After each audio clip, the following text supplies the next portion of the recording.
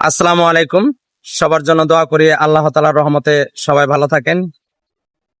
আমি যে গাছটির নিচে দাঁড়িয়ে আছি, গাছটি কিন্তু আমার সমান উচ্চতা বা আমার থেকে 1 হাত উচ্চতা বেশি।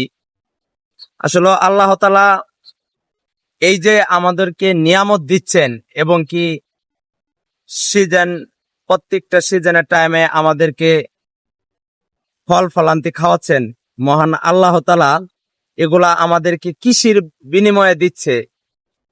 আমি যদি আপনাদের আরেকটু ঘুরে দেখাই, দেখেন চতুর্পাশে মানে গাছটা কিন্তু বেশি বড় না, তবে গাছের ভিতরে যে ফল মানে দেখছেন চতুর্পাশেই, মানে দেখেন গাছটা কিন্তু একদম ছোট।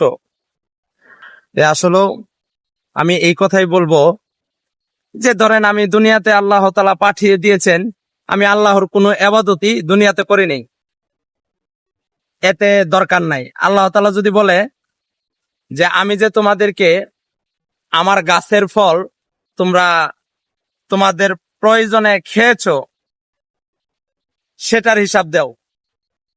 সবাই একটু বলেন তো এই হিসাবটা কয়জনের সঠিকভাবে দিতে পারবেন?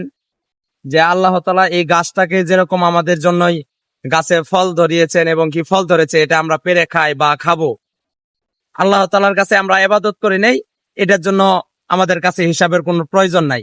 তবে আমি যে গাছের ফলটা ছিঁড়ে খাইলাম, আল্লাহ তাআলা যদি বলে যে তুমি অমুক তারিখে অমুক দিনে আমার একটা গাছের ফল ছিঁড়ে খেয়েছো, তাহলে সেই হিসাবটা তুমি দাও। তখন আমরা কি বলবো বলেন?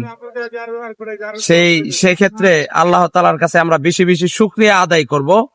আমরা অনেক আল্লাহর বান্দা আছি যে গাছের ফল খাওয়ার পরেই শেষ, গাছের ফল ছেড়া দোয়া বলি না, ফলটা খাওয়ার পরে কিছু বলি না।